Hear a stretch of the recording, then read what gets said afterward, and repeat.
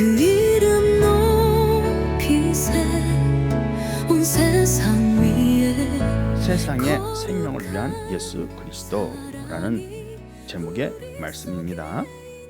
이 말씀은 예수님께서 하신 지난 시간 동안에 계속 전했던 그 말씀과 이어져서 계속 전하는 말씀입니다. 47절부터 51절까지의 말씀에서 쭉 말씀해 오신 하나님의 아들들에게 하시는 그 말씀의 내용입니다. 예수님께서 47절에서 나를 믿는 자라고 한 그 예수를 믿는 자는 기독교인을 의미하지 않고 그냥 단순한 기독교인이 아니라 실제로 진리를 알고 깨달은 하나님의 아들들을 말합니다. 말씀을 진리로 깨닫지 못한 사람들은 사실 믿는 자 속에는 포함이 안 된다는 뜻입니다. 왜냐하면 예수님께서는 그렇게 말씀하시죠. 너희는 모르는 것을 예배하고 우리는 아는 것을 예배한다. 사마리아 여인이 그렇게 표현했죠. 그러니까 아는 것을 예배해야 된다. 모르고 예배해 드리는 것은 사실 의미가 없다. 하나님이 받는 예배가 아니다. 이런 뜻인 겁니다. 많은 기독교인들은 믿는 자에 포함되긴 하지만 믿는 자죠. 교회 나오니까 열심히 믿지만 그들은 진리를 제대로 알지 못하기 때문에 사실 본문에서 예수님이 말씀하는 믿는 자 속에는 못 들어간다는 겁니다. 그래서 그들에겐 영생이 없습니다. 영생이 없다는 말은 영혼이 지옥 간다는 뜻이 아니라 땅에 속한 자라서 땅에서 살 것이다 이런 뜻인 거고, 예수님이 말씀하시는 영생은 하나님 아버지께로 가는 것을 의미하는 영생입니다. 하나님 앞으로 가는 것이기 때문에 당연히 믿는 자는 혼이 아니라 소울이 아니라 스피릿, 즉 영이다 이런 뜻입니다. 하나님의 아들들에게 하는 말씀이다 이런 말입니다. 48절에서 내가 곧 생명의 떡이다 라고 예수님이 표현합니다. 생명을 주는 생명의 말씀을 주는 분이다 이런 의미입니다. 49절에서 너희 조상들은 광야에서 만나를 먹었어도 죽었거니와, 이 만나는 하나님이 주신 거죠. 육체의 양식이에요. 만나가 생명의 양식이 아니라는 뜻입니다. 근데 그 육체의 양식이기 때문에 그걸 먹어도 죽는 건 피할 수 없는 거죠. 그래서 다 죽었다. 근데 그 만나조차도 하나님께서 주신 것이지 모세가 준 건 아니다 이런 개념입니다. 그러나 지금 50절에서 예수님 자신이 하늘에서 내려온 떡으로서 이 떡은 사람이 먹고 죽지 않는 떡이다 라고 말씀하는 겁니다. 그래서 이 떡을 말씀하는데 예수님께서 하신 이 말씀은 곧 먹는 자, 이 떡을 먹는 자는 죽음을 보지 않는다. 그리고 영원히 살 것이다 라고 하는 겁니다. 근데 지금까지 수많은 기독교인들이 예수님 때 이후로 예수님의 12제자부터 해서 12제자가 있죠. 그 제자부터 해서 지금까지 안 죽은 사람이 없어요. 죽어도 살아나야 되는데 죽어도 살아난 사람이 없고 다 죽었습니다. 그렇죠? 그러니까 예수님이 말씀하시기를 나중에 요한복음 뒷장에서 어느 때인가 또 하겠지만 나를 믿는 자는 죽어도 살겠고 살아서 믿는 자는 영원히 죽지 않는다 이렇게 표현하셨어요. 예수님이. 근데 살아서 믿는 자는 영원히 죽지 않는다 이 말씀은 이루어진 적이 없고 죽어도 산다라고 말씀하셨는데 예수님이 제자부터 다 죽었지만 살아난 사람이 없죠. 지금까지. 나중에 첫째 부활 때 또는 둘째 부활 때 부활할 거니까 죽어도 산다는 말이 맞다라고 말할 수 있지만 그 의미가 아니라 지금 실제로 예수님을 믿은 사람 또는 예수님이 하늘에서 내려온 떡인데 그 떡을 먹은 사람이 없다는 얘기입니다. 다시 말하면 모든 사람이 예수님이 생명의 떡인 걸 먹었지만 그래서 나를 믿는 자는 죽어도 살겠고 살아서 믿는 자는 죽지 않는다라는 말씀에서 죽지 않는다는 빼고 다 죽었으니까요. 살아서 믿는 자는 죽지 않는다 해서 그건 빼고 죽어도 살겠다는 말씀은 적용된다. 근데 아직 죽었지만 살아날 때가 안 됐다라고 해석하는 거죠. 그러니까 우리 모두가 예수 그리스도 안에서 죽었지만 죽어도 살겠고 했으니까 언젠간 살아나는 거죠. 근데 살아나는 것이 마지막 첫째 부활 때다. 그러니까 죽어도 살겠고 해서 죽었지만 아직 살아나지 않았다. 지금 죽어 있는 상태죠. 그래서 죽어도 살겠고 마음속에 지금 포함된 기독교인, 예수를 믿는 사람이다 라고 주장하는데 실제로는 하늘에서 내려온 떡인데 이것을 사람이 먹으면 죽지 않는다 했으므로 안 죽어야 되는 거예요. 근데 다 죽었다는 거죠. 이 살아있는 떡, 하늘에서 내려오는 생명의 떡을 먹은 사람이 없다는 말이에요. 사실상. 근데 우리는 먹었다고 믿는 거죠. 모든 기독교인들이 예수 믿으면서 먹었는데 영원히 죽지 않는다. 이거는 적용이 안 되고 대신에 죽어도 살겠고는 우리에게 적용될 것이다. 다 죽긴 하지만 나중에 살아날 것이다 라고 해석하지만 실제로 죽어도 살겠고 해서 죽었지만 예수님처럼 3일이나 5일이나 10일이나 그 안에 살아난 사람 한 명도 없죠. 그러니까 죽어도 살겠고도 정되지 않았다는 거예요. 그 말은 떡을 먹으면 죽어도 살겠고 살아서 믿으면 안 죽는다고 했는데 그 말씀이 정되지 않았다. 떡을 먹은 사람이 없다는 얘기입니다. 그래서 51절에서 오늘 본문 말씀에서 하늘에서 내려오는 살아있는 떡이 예수님이고 이 떡을 먹으면 영생한다고 했으면 사실 영생하는 사람은 아직 없죠. 그래서 우리는 어떻게 생각하냐면 영생의 개념을 나눕니다. 영생을 나눠서 영생은 육체의 영생과 영의 영생이 있다. 육체의 영생은 말 그대로 육체가 죽지 않는 것. 왜냐하면 육체가 죽어서 숨을 쉬지 않고 썩으면 죽음. 숨을 쉬고 있고 밥을 먹고 말을 하고 움직이면 생명. 이렇게 생명과 죽음을 나누죠. 근데 영원한 생명, 그 생명이 영원하다는 뜻이니까 결국 숨을 쉬고 말하고 밥을 먹는 그 상태가 영원히 지속되면 영생인 거죠. 근데 그것이 육체의 영생이다 라고 규정을 하고, 두 번째 규정은 영의 영생이다. 영의 영생은 우리가 하나님께로부터 떨어져 있는 것이 죽음이고 하나님과 함께 있는 것이 생명이다. 그러니까 영 자체가 죽었다가 살았다 이런 뜻이 아니라 영은 항상 존재하고 살아있지만 영이 하나님과 떨어져 있는 것이 죽음, 영이 하나님과 가까이 있는 것은 생명. 그럼 영생은 뭐냐? 영원히 우리가 하나님과 함께 있으면 그것이 영원한 영생이다. 이게 두 번째 개념입니다. 이렇게 첫 번째 개념과 두 번째 개념을 나눠보고 여기서 영생이란, 이 떡을 먹으면 영생하리라고 말했던 영생이란 육체의 영생이 아닌 영의 영생, 즉 예수를 믿고 예수를 주고 신앙 그때부터 하나님이 우리와 함께 한다는 거예요. 영원히. 그러니까 영원한 영생을 얻었다고 말하는 거죠. 근데 영적인 생명은 사실 눈에 안 보이죠. 눈에 안 보입니다. 귀에 걸면 귀걸이, 코에 걸면 코걸이처럼 눈에 안 보이니까 이렇게 말하든 저렇게 말하든 증명할 방법이 없습니다. 또 그것을 반박할 방법도 없습니다. 안 보이는 세계의 이야기잖아요. 영이 영생을 얻었다, 우리 영이 하나님과 함께한다, 또는 우리 영이 하나님과 함께하지 않는다, 이런 걸 어떻게 증명할 거냐 하는 거죠. 증명할 방법이 없죠. 보이지 않는 세계의 이야기니까. 그래서 하나님이 나와 함께한다 누가 주장하는데 그건 그냥 본인의 신앙적 고백일 뿐이지 증명할 수는 없어요. 그렇다고 해서 반대하는 사람들이 하나님이 함께하지 않는다는 것을 증명할 방법도 없어요. 그러니까 하나님이 나와 함께한다는 걸 증명할 수도 없지만 하나님이 나와 함께하지 않는다는 걸 증명할 방법도 없어요.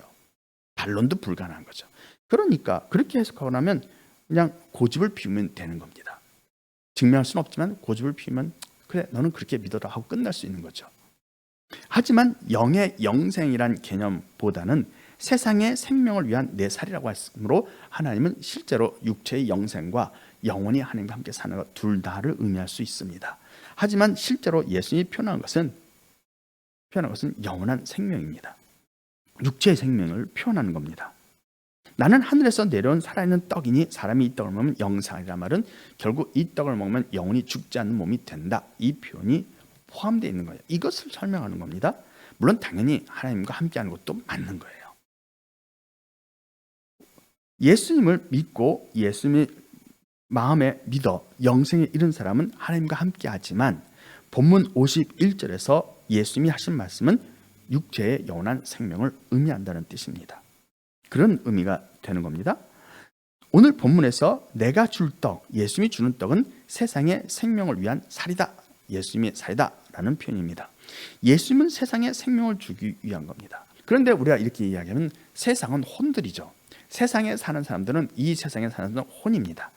예수님은 혼들을 위해서 혼들에게 영생을 주시려고 오셨다라고 주장할 수 있죠. 근데 실제로 이 본문은 혼들에게 주는 말씀이 아니라 영에게 주는 말씀입니다. 모든 사람은 영과 혼으로 나눕니다. 딱 둘로 나눌 수 있습니다. 물론 영도 아니고 혼도 아닌, 즉 육체만 있는 사람도 있을 수 있겠죠. 가능성은 있습니다만 저는 영도 없고 혼도 없이 육체만 있는 사람은 없을 거라고 생각합니다. 그건 제 생각이에요. 확인할 수 없고 증명할 수는 없습니다. 그렇게 따진다면 사람은 세 종류가 됩니다. 다시 말하면 몸만 있는 사람, 그러나 그 몸만 있는 사람도 지정의가 있는 완전한 인격체죠. 인간 DNA가 그대로 있는. 그런데 하나님이 하나님의 백성을 창조하기 위하여 아담의 코에 생기를 불어 혼을 창조했습니다. 혼이란 하나님이 아담의 코에 불어 넣어서 아담 몸 안에 창조한 소울, 그 존재가 혼입니다. 그 존재는 하나님의 백성으로 창조됐기 때문에 영원히 삽니다. 다시 말하면 혼은 독립된 지적 개체, 독립된 개체로서 자아의지가 있는 독립된 인격체입니다. 그 인격체가 몸을 입고 있는 거죠. 그래서 혼이나 영이 없는 사람은 그 몸 자체가 인격체지만 혼이 있는 사람은 몸이 아니라 그 속에 있는 혼이 본체요 인격체입니다. 말하고 행동하는 사람이 혼이란 뜻이죠. 그런데 이런 사람들을 말고 하나님이 특별히 이 땅에 내려보낸 영들이 있습니다. 그 영들은 하나님의 아담크에 불어넣어 창조한 그들이 아니라 창세 때부터 하나님 옆에 있던 천사들이죠. 천사란 존재를 따로 정의한 것이 아니라 세상 만물을 만들기 전에 그 전에 하나님이 창조해서 하나님 옆에 둔 모든 존재가 하늘의 사자, 즉 천사란 뜻입니다. 그러니까 새벽별도 천사고 하나님의 아들들도 천사입니다. 예수님도 영이죠, 하나님도 영이죠. 물질 세계가 이루어지기 전에 있었던 존재를 영이라고 표현하기 때문입니다. 그러니까 하나님도 영이고 천사도 영입니다. 단 하나님은 우리가 영적 존재로 표현하지만 하나님은 창조주고 천사들도 영적 존재라고 표현하지만 천사들은 피조물입니다. 그러니까 피조물은 하나님이 뭔가를 재료로 만드신 거죠. 하나님이 만들었습니다. 그러나 그 천사들을 하나님이 이 땅에 내려보냈기 때문에 천사들이 인간의 육체를 가지고 사람으로 태어납니다. 그래서 사람은 세 종류인 거죠. 영이나 혼이 없는 사람, 영이 몸을 갖고 있는 사람, 혼이 몸을 갖고 있는 사람, 이렇게 세 종류의 사람이 있습니다. 아담과 하와 이후로 6,000년이 흐르면서 이 지상에는 이제 영이나 혼이 없이 육만 있는 사람들은 거의 없을 것이다 라고 저는 그렇게 생각을 합니다. 그럼 대부분의 사람은 이제 이 두 종류죠. 대부분 99.99%가 다 혼입니다. 혼이 사람으로 태어나는 거죠. 하나님의 백성으로 태어나는 겁니다. 그런데 그 와중에 하나님이 때와 장소를 정해서 필요할 때마다 하나님의 아들들인 영을 이 땅에 사람으로 태어나게 합니다. 그래서 가끔 혼들이 많은 이 세상에서 가끔씩 어느 시대에 영들이 사람으로 태어난다는 겁니다. 지금도 영과 혼이 혼재했을 겁니다. 단 혼의 숫자는 거의 전 세계 인류의 99.99%가 다 혼이고 영은 극히 일부에 불과합니다. 왜냐하면 하나님 옆에 있다가 이 땅에 번을 받은 존재이기 때문에 그냥 태어나는 것이 아니라 하나님의 의도에 의해서 사람이 된 케이스죠. 혼은 그냥 하나님의 백성으로서 생육하고 번성하여 땅에 충만하라는 명령대로 그냥 충만해지기 위해서 늘어나는 겁니다. 이렇게 영과 혼이 나누어져 있습니다. 근데 여기서 하나님은 소울이라고 하는 혼들이 영생을 얻게 하기 위하여 지금 말씀하는 것이 아니고 예수님은 지금 생명의 떡으로서 영들에게 영생을 주려고 오셨다는 겁니다. 그럼 영들에게 영생은 뭐고 혼들에게 영생은 무엇이냐 하는 것이 한 번 더 나눠지게 됩니다. 혼들에게 영생이란 혼들은 하나님의 창조 목적대로 하늘의 새와 바다의 물고기와 땅의 짐승을 다스리게 하자. 창세기 1장 26절에서 28절 말씀인데 1장 26절 말씀이 사람을 창조한 목적인 겁니다. 이 1장 26절 말씀은 우리가 우리의 형상대로 사람을 만들고 그로 했으니까 그 사람으로 하여금 하늘의 새와 바다의 물고기와 땅의 짐승들을 다스리는 것. 땅과 이렇게 돼 있죠. 우리가 사람을 만들고 그들로 바다의 물고기와 하늘의 새와 가축과 온 땅과 땅에 기는 모든 것을 다스리게 하려고 사람을 만들자 이렇게 된 겁니다. 그러니까 사람을 창조한 목적은 땅에서 새도 다스리고 물고기도 다스리고 또 땅에서 땅에 있는 모든 동물을 다스리면서 생육하고 번성하여 충만하게 사는 것이 하나님이 사람을 창조한 목적이죠. 사람에게 혼에게 영생이란 육체의 죽음이 없는 상태로 영원히 이 땅에서 살아가면서 하늘의 새와 바다의 물고기와 땅의 짐을 다스리며 사는 삶이 영원한 생명인 겁니다. 그게 영생인 거죠. 그런데 영들에게 있어서 영생은 이런 삶이 아니라는 거죠. 영들은 하나님 앞으로부터 생육하고 번성하여 땅에 충만하라는 명령을 받은 적이 없습니다. 영들은 이런 명령을 받은 것이 아니라 이사야서 말한 것처럼 나의 찬송을 부르게 하여 내가 나를 위하여 창조한 자들이라는 겁니다. 하나님을 섬기도록 하기 위하여 창조했다는 뜻입니다. 영들은 이 땅에 창조된 목적 자체가 혼과 완전히 달랐던 거죠. 영들에게 있어서 영생이란 뭐냐? 영들에게 생명과 죽음을 나누어야 되는데, 영들에게의 죽음이란 그들이 하나님을 섬겨야 되는데 하나님과 떨어져 있으면 섬길 수가 없죠. 그래서 영들에게 죽음이란 하나님과 떨어져 있는 겁니다. 영이 소멸되어 사라지거나 혼이 소멸되어 사라지는 일은 없습니다. 하나님이 영원한 존재로 창조했기 때문에 영도 영원한 존재, 즉 천사들도 영원한 존재고 인간도 영원한 존재입니다. 혼들도 영원한 존재입니다. 완전히 소멸한 것은 존재하지 않습니다. 그렇게 창조했기 때문에. 그러나 영들에게서의 죽음이란 뭐냐? 영들에게서의 죽음이라는 것은 하나님을 섬기기 위해서 하나님 옆에 있어야 되는데 하나님과 떨어져 있는 것이 죽음의 개념입니다. 소울에게서의 죽음의 개념은 이 땅에서 생육하고 번성에 충만해야 되는데 생육하지 못하고 번성하지 못하고 육체를 잃어버리면, 그러니까 육체가 분리되면 이게 죽음인 거죠. 소울도 소멸되지 않기 때문에 소멸이 죽음이 아니라, 소울은 항상 존재하지만 육체와 분리돼서 육체가 죽으면 생육하고 번성에 충만한 명령을 이룰 수가 없잖아요. 그것이 죽음이란 겁니다. 우리가 알고 있는 죽음의 개념입니다. 근데 영들에 있어의 죽음이라는 개념은 하나님과 분리된 것을 의미합니다. 영들도 영원히 존재하니까 소멸이 없습니다.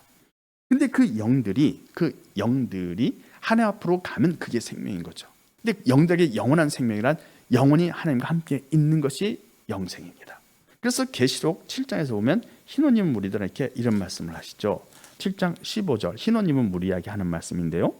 그러므로 그들이 하나님의 보좌 앞에 있고, 보좌 앞으로, 즉 하나님 앞으로 간 거죠. 이게 생명인 겁니다. 또 그의 성전에서 밤낮 하나님을 섬기매, 밤낮 섬긴다는 말은 밤낮, 낮과 밤을 가리지 않고 영원토록 이런 뜻인 거죠. 영원토록. 이것이 영생이죠. 하나님 앞으로 가는 것이 생명인데 영원히 하나님과 함께 있으니까 영생이다라는 뜻입니다. 이것이 천사들, 즉 하나님의 아들들에게는 영생인 겁니다.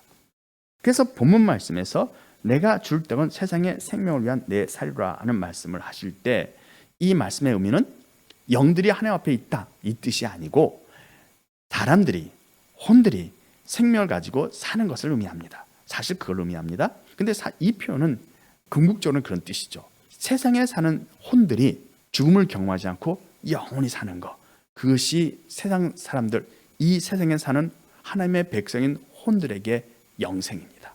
예수님은 세상의 생명을 위해서 왔다 이 표현을 하는 겁니다. 그들에게도 영생을 주겠다는 뜻인 겁니다. 이 말씀을 이해하려면 우리가 알아야 될 게 뭐냐면 이런 거죠. 예를 들어서 우리가 빵을 먹겠다. 그럼 빵을 먹잖아요. 빵을 먹기 위해서 뭐가 필요하냐? 밀이 필요해요. 밀가루가. 밀이 필요하죠. 밀가루를 어디서 얻느냐? 밀을 재배를 해야 돼요. 농부들이 가을에 9월이나 10월쯤 되겠죠. 가을에 밀을 뿌립니다. 씨를 뿌립니다. 밭에다 뿌립니다. 그러고 나서 겨울을 지납니다. 밀이. 겨울에 뿌리가 얼거나면 안 되니까 땅을 밟아줍니다. 농부들이 단단하게 밟아줘요. 그래서 이 밀들은 영하의 추위를 견디는 거예요. 겨울 동안. 그렇게 견딘 다음에 봄이 되면 싹이 올라옵니다. 싹이 올라와서 그것이 한 3, 4월에 싹이 올라오고 성장합니다. 그러고 나서 성장하면 꽃이 피고, 꽃은 이제 벌이나 나비가 아니라 바람에 의해서 수정이 됩니다. 그래서 밀이 수정된 다음에 밀이 익어가죠. 그래서 5월에서 6월쯤 되면 밀을 추수합니다. 그래서 밀을 추수해야 그 밀을 가지고 밀가루를 만들어서 그것으로 빵을 만들어 먹을 수가 있어요. 농부가 이제 밀을 뿌립니다. 그죠? 밀을 뿌립니다. 그런데 빵을 만들려면 밀 자체를 가지고는 빵을 먹을 수가 없어요. 밀을 수확을 한 다음에 밀에 있는 이제 모든 껍질을 다 벗기고 하얀 부분을 갈아낸 다음에 그 부분을 가루로 만들어야 돼요. 분쇄 작업이 필요합니다. 그 분쇄하는 것이 제분 공장이죠. 밀을 추수한 다음에 농부는 그것을 제분 공장에다 넘깁니다. 그럼 제분 공장에서 그걸 사다가 밀가루를 아주 가늘게 가루로 만듭니다. 그래서 그것을 포장해서 이제 내놓으면 빵집에서 그걸 사가죠. 빵집에서 사가지고 그냥 먹는 게 아니라 거기다 이제 물을 붓고 소금을 넣고 이스트를 집어넣고 반죽을 하죠. 거기다가 계란도 넣고 그다음에 우유도 집어넣고 해서 반죽을 잘합니다. 그런 다음에 그것을 오븐에 넣고 구워요. 그런 다음에 빵이 되는 겁니다. 먹을 수 있게 되는 거죠. 그런데 농부가 재배하고 있어요. 밀을. 그때 농부의 딸이 묻습니다. 아버지한테, 아빠 이거 밀가루로 빵 만드는 거야? 이거 가지고 빵 만드는 거야. 틀린 말이 아니에요. 그렇죠? 맞는 말이에요. 근데 아이는 그 말을 듣고 어떻게 생각하느냐? 아버지가 이제 5월에 밀을 거둘 거야. 그러면 밀을 거두자마자 바로 빵을 먹을 걸 생각해요. 중간에 제분 공장에서 제분하는 거, 제분에서 밀가루를 만들고 그 다음에 빵집에서 반죽해서 빵을 굽는 과정이 있어요. 그게 있어야 빵이 만들어지는데 그 과정을 아이가 모릅니다. 모르니까 아버지가 밀을 추수해서 거두기만 바로 빵을 먹을 거 생각해요. 그럴 수도 있죠. 아이는 잘 모르니까. 그래서 5월에 이제 6월에 추수를 해요. 아버지 밀을 만들었더니 아이가 그래가지고 이거 빵이어서 먹으려 할 때 뭐라고 하겠어요? 아니야, 그거 먹으면 안 돼. 아직 안 됐어. 이렇게 되는 겁니다. 그러나 여기서 이 밀 가지고 밀 갖고 빵을 만드는 거야 라는 말은 틀린 말은 아니에요. 빵의 재료가 되니까. 그런 거와 비슷한 겁니다. 다시 말하면 예수님이 나는 세상에 생명을 주기 위하여 왔다. 이 말은 틀린 말이 아니에요. 맞는 말이에요. 세상인 소울들에게 영생을 주려고 예수님이 이 땅에 오신 게 맞습니다. 소울들은 영생을 얻어야 돼요. 근데 요한계시록 보면 요한계시록 1장 5절에서 6절 말씀을 보면 이렇게 기록이 되어 있습니다. 또 충성된 증인으로 죽은 자들 가운데서 먼저 나시고 땅의 임금의 머리가 되신 예수 그리스도로 말미암아 은혜와 평강이 너에게 있기를 원하노라. 우리를 사랑하사, 예수님이죠. 예수님이 우리를 사랑하사 그의 피로, 예수님의 피로 우리 죄에서 그러니까 우리의 죄를 씻어 깨끗게 해주는 거죠. 예수님의 피로 우리 죄에서 우리를 해방한다. 예수님의 피로 우리 죄를 사해 주신 겁니다. 예수님이 이 땅에 오셔서 피를 흘리신 십자가의 사건을 말하는 거죠. 그 희생의 피로 우리 예수를 믿는 사람들의 죄를 용서해 주신다는 겁니다. 해방하시고 6절에 그의 아버지 하나님을 위하여 우리를 나라와 제사장으로 삼으신다는 겁니다. 나라와 제사장으로 삼는다. 똑같은 말씀이 요한계시록 5장 9절에 있죠. 5장 9절 10절 말씀을 보면 이렇게 되어 있습니다. 그들이 새 노래를 불러 이르되 두루마리를 가지시고 그 인봉을 떼기에 합당하시도다. 일찍 죽임을 당하사, 이거 어린 양이신 예수님이죠. 일찍 죽임을 당했습니다. 예수님이 당하사 각 족속과 방언과 백성과 나라 가운데서 사람들을 피로 사서, 예수님이 그 피로 샀다란 말이에요. 즉 예수님의 피로 제사함이 일어났다는 겁니다. 예수님의 피로 제사함을 받은 그 사람들을 예수님께서 아버지께 드리시고 하나님께 드리시고 돼 있죠. 피로 사서 하나님께 드리고 하나님께로 간다는 거죠. 나를 말미암지 않고는 아버지께로 올 자가 없다. 이 말씀과 같은 겁니다. 아버지께로 가서 10절에서 그들로, 예수님의 피로 제사를 받은 그들로 하나님 앞에서 나라와 생을 삼으셨으니 그들이 땅에서 왕노를 하리로다. 이렇게 되어 있습니다. 다시 말하면 예수님을 믿고 제사를 받았다라는 사람을 있다. 넌 예수님을 믿고 제사를 받았어? 받았습니다라고 고백하는 그 사람은 어디를 가야 돼요? 하나님께로 가야 돼요. 예수의 피로 사는 목적이 하나님께 드리는 거니까 하나님 앞으로 가서 하나님 소유가 되는 겁니다. 그리고 그들은 뭐가 돼요? 땅에서 왕이 되는 거죠. 제사장이 되는 겁니다. 예수님은 피를 흘리는 목적이 뭐냐? 제사장을 삼기 위해서예요. 어떤 사람이 그럽니다. 나는 예수님의 피로 제사를 받았는데 제사장은 아니에요. 백성입니다. 그거는 불가능해요. 예수님이 피로 산 사람은 다 제사장이 돼요. 당신은 예수님의 피로 제사를 받았습니까? 네, 당신은 제사장입니다. 당신 예수의 피로 제사를 안 받았죠? 네, 당신은 백성입니다. 나는 백성입니다. 그럼 당신은 예수의 피로 제사 받은 적이 없는 겁니다. 백성이라고요? 그러면 땅에서 살아갈 백성이니까 제사장이 아니니까 당신은 예수의 피로 제사 받은 적이 없다. 근데 저는 제사장입니다. 그러면 당신은 예수의 피로 제사를 받았습니다. 어떤 사람이 저는 제사를 받았습니다. 당신은 제사장이 되어야 됩니다. 제사장이 될 겁니다. 저는 백성입니다. 당신은 예수의 피로 제사를 받은 적이 없는 사람입니다. 이렇게 확고하게 나눠지는 겁니다. A그룹이 있고 B그룹이 있어요. A그룹은 제사장, B그룹은 땅에서 영생을 누릴 사람들. 제사장은 하나님 앞에 가지 않아요. 제사장은 중보자니까 하나님을 만나고 백성을 만나죠. 그래서 하나님 앞에도 가는 존재죠. 백성은 땅에서만 살 거예요. 만약에 어떤 사람이 난 예수를 믿지만 땅에서 사는 사람입니다. 그럼 당신은 예수를 믿어도 예수님의 피로 제사를 받은 적은 없는 사람입니다. 저는 제사장입니다. 당신은 예수님의 피로 제사를 받은 사람입니다. 저는 예수님의 피로 제사를 받았습니다. 그래요? 당신은 제사장입니다. 저는 예수님의 피로 제사 못 받았습니다. 당신은 지옥이 아니라 땅에서 살아갈 땅에 속한 하나님의 백성입니다. 이렇게 구분이 되는 겁니다. 완벽하게 구분됩니다. 예수님이 이 땅에 오신 것은 예수님이 십자가에 달려 돌아가시고 피를 흘려서 그로 죄사함을 주기 위한 목적이죠. 그럼 죄사함을 주기 위한 목적이니까 예수님이 오신 것은 제사장을 위한 겁니다. 근데 본문 말씀에서는 분명 뭐라고 되어 있냐면, 본문 말씀에서는 이렇게 되어 있죠. 그죠? 세상의 생명을 위한 나의 살이다, 이렇게 표현하고 있습니다. 세상에 생명을 준다고 말하지 않았습니까? 라는 거예요. 그래서 성경에서 보면 이렇게 되어 있죠. 마태복음 21장을 보면 거기에 악한 포도원 농부 비유가 나옵니다. 악한 포도원 농부 비유에서 마태복음 21장 33절인가요? 거기서부터 34절을 보면 이렇게 되어 있습니다. 포도원 농부 비유입니다. 농부들이 열매 거둘 때가 가까움에 그 열매를 받으려고 자기 종들을 농부에게 보내니 농부들이 종들을 잡아 하나는 심히 때리고 하나는 죽이고 하나는 돌로 쳤습니다.